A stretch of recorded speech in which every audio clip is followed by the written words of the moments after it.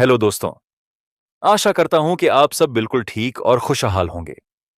आज की कहानी बेहद खास है, क्योंकि ये कहानी आपको ना सिर्फ चौंकाएगी बल्कि सोचने पर मजबूर भी कर देगी। तो जरा ध्यान से सुनिएगा, क्योंकि हर मोड़ पर एक नया राज आपका इंतजार कर रहा है। चलिए शुरू करते हैं आज की अनोखी दास्तान। ये कहानी है अयोध्या की। तारीख थी 1 जून 2022। अयोध्या की श्रीरामपुरम कॉलोनी में कुछ ऐसा हुआ जिसने पूरे शहर को हिलाकर रख दिया। यह घटना सिर्फ एक परिवार नहीं बल्कि पूरे मोहल्ले के लिए एक खौफनाक पहेली बन गई। सुरेश वर्मा, उनकी पत्नी और उनका परिवार एक नए घर का निर्माण करवा रहे थे। उनका परिवार आम लोगों की तरह सादा और खुशहाल था। सुरेश वर्मा की 33 वर्षीय बेटी सुप्रिया वर्मा, जो एक शिक्षिका थीं, अपनी दयालुता और सौम्य स्वभाव के लिए जानी जाती थीं। मोहल्ले में उनके बारे में हर कोई बस तारीफ ही करता था। सुप्रिया 5 महीने की गर्भवती थी।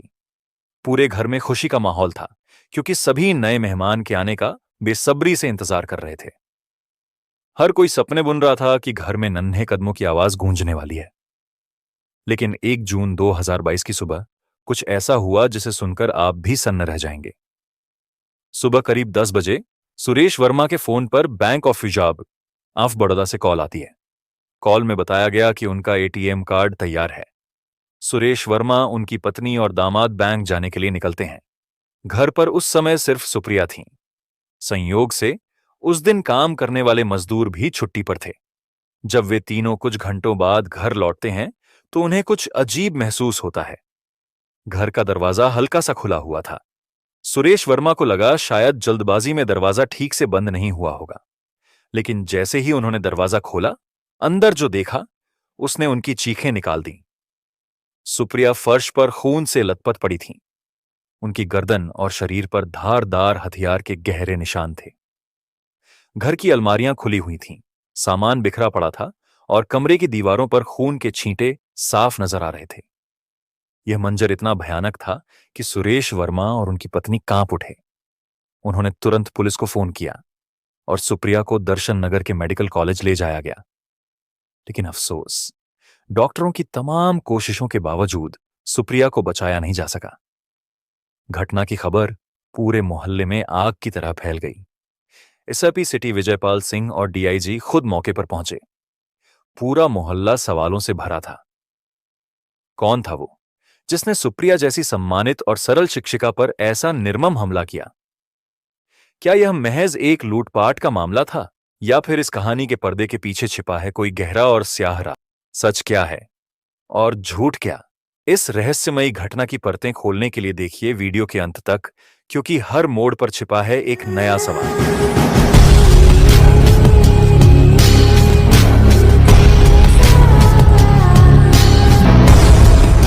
पुलिस ने जब इस मामले की जांच शुरू की तो सबसे पहले यही माना गया कि यह लूटपाट का मामला हो सकता है। शक था कि अपराधी दरवाजे पर दस्तक देकर घर में घुसे होंगे, और जब सुप्रिया ने इसका विरोध किया तो उन्होंने उसे बेरहमी से मार डाला। लेकिन अब पुलिस के सामने सबसे बड़ा सवाल था, ये अपराधी थे कौन? क्या ये किसी बड़े लुटेरे गैंग का हिस्सा थे? और अगर इन्हें जल्दी पकड़ा नहीं गया तो क्या ये और जगहों पर भी हमला करेंगे? पुलिस ने हर पहलू पर काम करना शुरू किया। पहले तो उन्होंने श्रीरामपुरम कॉलोनी के सभी सीसीटीवी कैमरों की फुटेज खंगालने का फैसला किया। अलग अलग टीमों को तैनात किया गया ताकि कोई भी सुराग छूट न जाए। घटना के बाद से कॉलोनी में डर का माहौल था। सुप्रिया वर्मा के छात्र, दोस्त और सहकर्मी सब हैरान थे, गुस्से में थे और सवाल कर रहे थे, आखिर सुप्रिया को मारा क्यों गया? क्या अगर वो लुटेरों का विरोध करती तो यही उनकी मौत की वजह बनी? अयोध्या की श्रीरामपुरम कॉलोनी में हुई इस घिनौनी हत्या ने पूरे शहर को हिलाकर रख दिया था। पुलिस पर दबाव था, लेकिन कातिलों का पता लगाना आसान नहीं था। पुलिस ने सबसे पहले घटना के समय का विश्लेषण करना शुरू किया। सुरेश वर्मा, उनकी पत्नी और दामाद जब बैंक गए थे, उस समय की हर गतिविधि ट्रेस की गई। कब कॉल आया, वे घर से कब निकले, बैंक में कब पहुंचे, एटीएम कार्ड लेने में कितना समय लगा, और घर लौटने के बाद कॉल कब हुई। सीसीटीवी और कॉल डिटेल्स की गहरी जांच के बाद पुलिस इस नतीजे पर पहुंची कि हत्या का समय लगभग 11 बजे से लेकर 11:02 तक था। अब पुलिस के पास एक स्पष्ट खाका था और जांच तेज हो गई। अब पुलिस ने कॉलोनी में हर सीसीटीवी कैमरे की फुटेज चेक करनी शुरू की और साथ ही मोबाइल टावर लोकेशन डाटा भी इकट्ठा किया। इन सब जानकारी से अब पुलिस के लिए आगे की जांच करना आसान हो गया। फुटेज में कुल 70 संदिग्ध चेहरे नजर आए। वे लोग जो घटना के समय कॉलोनी में आए या बाहर गए थे। पुलिस को सबसे बड़ी चुनौती थी इन 70 संदिग्धों में से असली अपराधी को पहचानने की। पुलिस की टीम ने अब इन संदिग्ध चेहरों को पहचानने का काम शुरू किया। किसी को गाड़ी के नंबर से, किसी को उनके हाव भाव से और किसी को स्थानीय लोगों की मदद से पहचाना गया। 10 दिनों की कठिन मेहनत के बाद 60 में से 6 लोगों को ट्रेस कर लिया गया। इन 6 लोगों को पूछताछ के लिए बुलाया गया और उनकी गतिविधियों, लोकेशन और उस समय उनके जाने या आने के कारण को समझने की कोशिश की गई। लेकिन आखिरकार इनमें से कोई भी कातिल नहीं निकला। लेकिन पुलिस हार मानने वाली नहीं थी। इस केस की गुत्थी सुलझाने के लिए वो किसी भी हद तक जाने को तैयार थीं। अब पुलिस के पास सिर्फ 5 लोग बचे थे जिनकी पहचान करना एक बड़ी चुनौती बन चुकी थी। इन 5 में से 4 लोगों को किसी तरह से पहचान लिया गया और पूछताछ के बाद उन्हें छोड़ दिया गया। लेकिन आखिरी शख्स का पता लगाना था जो किसी भी सूरत में पुलिस के हाथ नहीं आ रहा था। फुटेज में नजर आ रहा वह आखिरी आदमी एक नौजवान था जो टी शर्ट पहने हुए था। उसकी पहचान नहीं हो पा रही थी और ना ही उसका कोई ठिकाना था। पुलिस ने उसकी तस्वीर को हाई क्वालिटी में सीसीटीवी से निकालकर हर जगह दिखाना शुरू किया। पुलिस की टीमें उस टी शर्ट के बारे में सुराग तलाशने के लिए दुकान दर दुकान, मोहल्ले मोहल्ले घूमने लगीं। दुकानदारों से पूछा गया, क्या आपने ऐसी टी शर्ट बेची है? घंटों तक पूछताछ और जांच करने के बाद पुलिस को एक दुकान पर एक और सुराग मिला। दुकानदार ने बताया कि यह टी शर्ट आपको ऑनलाइन मिल सकती है। अब पुलिस का ध्यान उस नौजवान पर और गहरा हो गया। सवाल था, क्या वही कातिल है या ये किसी और राज की ओर इशारा कर रहा है? यह जांच न सिर्फ पुलिस के धैर्य की परीक्षा थी, बल्कि पूरे शहर की उम्मीदों का सवाल भी बन चुका था। क्या पुलिस उस नौजवान को पकड़ पाएगी? और क्या इस जघन्य अपराध का सच सामने आएगा? अयोध्या की गलियों में इस घटना ने एक खौफनाक सन्नाटा फैला दिया था, लेकिन पुलिस के इरादे मजबूत थे। कातिल चाहे जो भी हो, उसे छोड़ा नहीं जाएगा। पुलिस की जांच उस मोड़ पर आ पहुंची थी जहां हर सुराग खत्म होता दिख रहा था। लेकिन फिर उसी टी शर्ट ने पुलिस को एक नई उम्मीद दी। क्राइम ब्रांच ने अपनी पूरी ताकत इस टी शर्ट की पहचान पर लगा दी। पुलिस को पता चला कि यह टी शर्ट किसी स्थानीय दुकान से नहीं बल्कि ऑनलाइन मंगवाई गई थी। पुलिस ने सभी ऑनलाइन शॉपिंग साइट्स पर इसकी तलाश शुरू की और फिर एक बड़ी कामयाबी हाथ लगी। पुलिस ने पता लगाया कि यह टी शर्ट कुछ समय पहले ही फ्लिपकार्ट पर बिक रही थी। ये टी शर्ट ज्यादा बिकने वाली नहीं थी, इसलिए उसकी डिलीवरी लिस्ट में सीमित जानकारी ही थी, लेकिन जो जानकारी मिली उसने सभी को चौंका दिया। डिलीवरी के पते में एक नाम था जो सुप्रिया वर्मा के घर के पास किसी मकान से जुड़ा था। पुलिस का शक अब और गहरा गया। वहां रहने वाले युवक को तुरंत बुलाया गया। वह लड़का हट्टा कट्टा था, लेकिन घबराया हुआ भी दिखा। जब उससे पूछा गया, यह टी शर्ट तुम्हारी है, तुमने इसे कहां से खरीदी, तो वह हड़बड़ाया और जवाब देने में झिझकने लगा। पुलिस समझ गई कि कुछ तो छिपाया जा रहा है। अब पुलिस ने उसे धीरे धीरे पूछताछ की और आखिरकार उसने कबूल किया कि टी शर्ट उसी की है और फिलहाल वह उसी के घर पर रखी हुई है।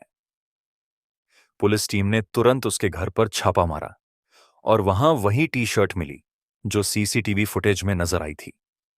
पुलिस ने उस टी शर्ट को फॉरेंसिक टीम के हवाले कर दिया ताकि अब सच सामने आ सके।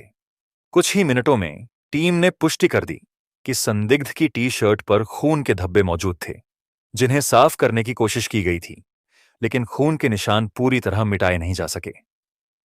यह टी शर्ट इस केस की अहम कड़ी साबित हो सकती थी।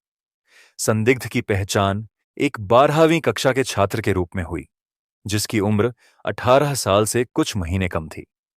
पुलिस ने सुप्रीम कोर्ट के दिशा निर्देशों का पालन करते हुए उससे पूछताछ शुरू की। शुरुआत में वह लड़का बेहद शांत और अडिग नजर आया, जैसे कुछ भी छुपाने की कोशिश कर रहा हो। लेकिन जैसे जैसे पुलिस ने उसकी मनोवैज्ञानिक स्थिति को समझते हुए सवाल किए, उसकी हिम्मत धीरे धीरे टूटने लगी। आखिरकार उसने सच्चाई उगल दी, जो हर किसी को चौंका देने वाली थी। उसने बताया कि वह पिछले 2.5 सालों से सुप्रिया वर्मा नाम की शिक्षिका के पास ट्यूशन पढ़ने जाया करता था। शुरुआत में सब कुछ सामान्य था, पढ़ाई लिखाई तक ही बातचीत सीमित थी। लेकिन समय के साथ उनके रिश्ते में बदलाव आ गया। छात्र ने कबूल किया कि सुप्रिया ने उसे भावनात्मक रूप से अपने प्रभाव में ले लिया। धीरे धीरे उनकी नजदीकियां बढ़ती गईं और एक ऐसा गलत रिश्ता बन गया। सुप्रिया वर्मा ने उस लड़के को अक्सर संबंध बनाने के लिए अपने घर बुलाती थी, और जब मैं मना करता तो वह धमकी देती कि मेरे फोटो और वीडियो दिखाकर मेरी इज्जत बर्बाद कर देगी। दरअसल सुप्रिया वर्मा ने उस लड़के के साथ प्राइवेट पलों की तस्वीरें और वीडियो बना ली थीं। करीब 2.5 महीने पहले शिक्षिका ने उसे बुलाकर कहा कि वह प्रेग्नेंट है। छात्र को यह बात समझ नहीं आई। उसने पूछा, इसका क्या मतलब है? उन्होंने जवाब दिया, मतलब समझ जाओ, और याद रखना मेरे पास तुम्हारे फोटो हैं। अगर तुमने मेरी बात नहीं मानी तो ये सब तुम्हारे घर वालों और दोस्तों को दिखा दूंगी। तुम कहीं के नहीं रहोगे। छात्र ने बताया कि उस दिन के बाद से वह बेहद डर गया था। वह सोचने लगा कि अब या तो मैं रहूंगा या इस डर से हमेशा के लिए छुटकारा पालूंगा।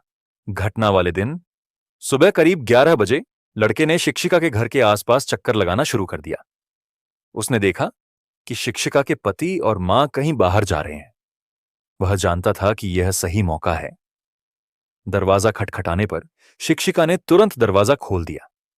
जैसे ही वह अंदर गया, शिक्षिका ने उससे भावनात्मक बातें शुरू कर दी, लेकिन उसके दिमाग में कुछ और चल रहा था।